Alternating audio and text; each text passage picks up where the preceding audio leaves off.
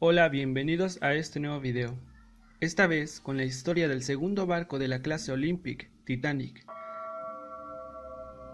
El miércoles 10 de abril de 1912, a las 12 en punto, zarpaba del puerto de Southampton el barco más lujoso y de mayor tamaño construido hasta entonces. Se trataba del Titanic, salido de los astilleros de Harland and Wolff de Belfast, Irlanda. Habiendo sido votado el 31 de mayo de 1911, este gigante de los mares era el fruto de la carrera que desde principios del siglo venía enfrentando al Reino Unido con Alemania por el dominio de los mares. Era el orgullo de su compañía propietaria, la White Star Line. Su potencia de cerca de 50.000 caballos de vapor comunicaba fuerzas a sus motores que disponían de 3 hélices y que gracias a sus 29 calderas de 5 metros de diámetro cada una, con un total de 159 hornos que consumían diariamente 650 toneladas de carbón, en los momentos más favorables conseguía alcanzar una velocidad próxima a los 24 nudos.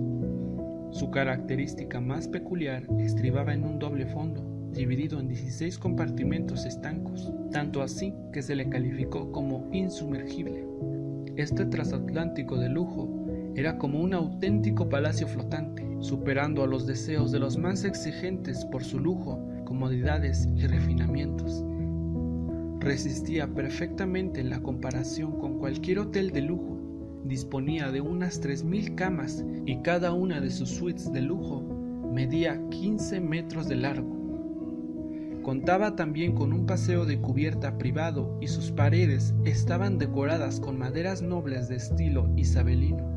Los camarotes disponían de muebles de estilo holandés antiguo y los de primera clase estaban decorados según periodos y estilos, desde Luis XV hasta la reina Ana. Se habían cuidado todos los detalles. El transatlántico contaba con ascensores y un moderno gimnasio con toda clase de aparatos, incluidos equipos de equitación mecánica que simulaban el trote y el galope de un caballo, pista de squash, baño turco y piscina.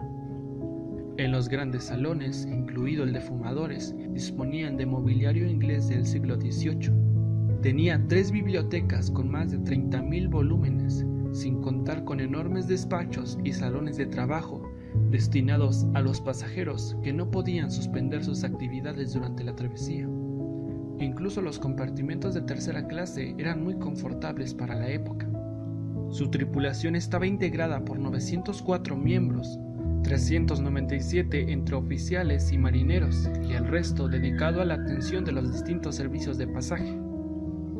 Allí todas las comodidades de la época estaban al alcance de cualquier privilegiado dispuesto a pagar hasta $4.350 por una travesía marítima de 6 días.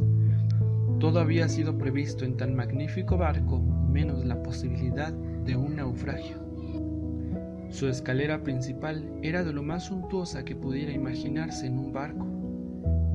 Como la noche estaba bastante despejada y tranquila, salvo una pequeña modificación en el rumbo, el Titanic no adoptó ninguna otra medida de precaución, y eso que en las últimas horas se habían recibido 6 telegramas, 5 para el capitán y otro para el radiotelegrafista, que no fueron tomados en cuenta. Era la noche del 14 de abril de 1912, sobre la cubierta del transatlántico Titanic, el marinero de guardia, Frederick Flett, vigilaba en la noche fría y serena. El transatlántico, el insumergible, la más grande y hermosa nave del mundo, avanzaba majestuosa en la 5ª noche de su viaje inaugural hacia Nueva York. Se encontraba a 700 kilómetros al sur de Terranova y a 1900 de Nueva York. A las 23:40 de la noche del domingo, el vigía Flett vio un gran témpano a poca distancia de la proa e inmediatamente dio la alarma con reiteración. Sabía que la velocidad del buque en aquel momento era de 22 nudos y que éste navegaba en una zona peligrosa en la que en los últimos 27 años habían naufragado 19 barcos. Prontamente se interrumpió el ruido de las máquinas y el barco se preparó para retroceder. Flett observaba con espanto acercarse cada vez más a la inmensa montaña de hielo, mucho más alta que el castillo de la proa. El marino se hallaba espantado, esperando el choque, Pero luego, ya en el último momento, la proa comenzó a doblar a la izquierda, mientras la montaña de hielo se escurría por el flanco derecho de la nave. El peligro parecía haberse conjurado. El témpano había abierto una enorme hendidura en el casco del buque. En el recinto de la caldera número 6, el fogonero Fred Barrett estaba hablando con el segundo oficial de la máquina. Cuando se encendió la luz roja de alarma, se escuchó enseguida un estruendo ensordecedor, mientras toda la pared de acero de la embarcación se abrió. Titanic comenzó a inclinarse ligeramente a babor y raudales de agua comenzaron a penetrar en él. Pronto fue informado del accidente el ingeniero constructor del buque, Thomas Andrews, que viajaba en él y que fue una de las víctimas del naufragio. El coloso podía mantenerse a flote con 4 compartimentos inundados, pero no con 5. Quien vio de inmediato que la nave estaba perdida sin remisión. La mayor parte de los pasajeros no advirtieron nada alarmante e incluso el propio capitán John Smith sabía que se iba a desatar el pánico colectivo, por lo cual ordenó obrar con cautela.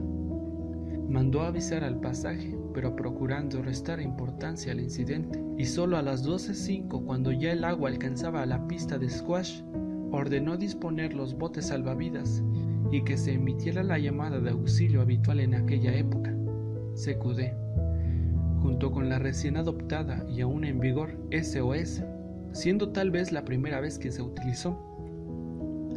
Se calculó muy a la ligera que, dada la gravedad de las averías y la enorme brecha, el Titanic estaba condenado a desaparecer en menos de 3 horas.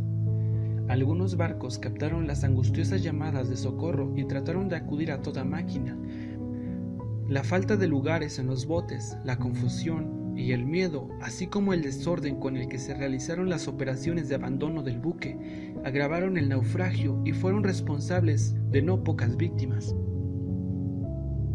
Mientras tanto, el Titanic se había dado a la orden de tener encendidas a toda costa las calderas 2 y 3 para mantener en funcionamiento la energía eléctrica. Con todas sus luces encendidas y lanzando cohetes de señales, seguía hundiéndose más rápidamente de lo calculado.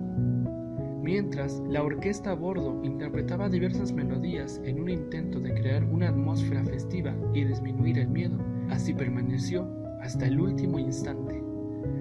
La última visión que tuvieron los supervivientes del Titanic fue una elevación de la popa y el último parpadeo de las luces al momento de que el transatlántico se partiera en 2 para luego hundirse. Desafortunadamente, el Titanic, considerado insumergible, llevaba 2.207 personas a bordo y solo disponía de 1.178 asientos en los botes. La noche saldó con 1.503 muertos, el 68% de los embarcados. Un detallado examen de las listas de supervivientes revela que, contra lo que suele creerse, el factor determinante para sobrevivir no fue ni la edad ni el sexo, sino la condición social. Se salvó el 98% de las pasajeras de primera clase, contra un 57% de las de tercera clase. Entre los hombres de primera clase se registró un 66% de supervivientes, contra un 29% de los niños de tercera clase. Hoy solo quedan restos de aquel maravilloso buque, quien fue portador de sueños para muchos, convirtiéndose en el naufragio más catastrófico de la época. Y bueno, esto fue la historia del transatlántico Titanic. Te invito a ver mis otros videos con la historia de Britannic y Olympic, hermanos gemelos de Titanic. Comenta qué te pareció esta historia, suscríbete y nos vemos en un próximo video.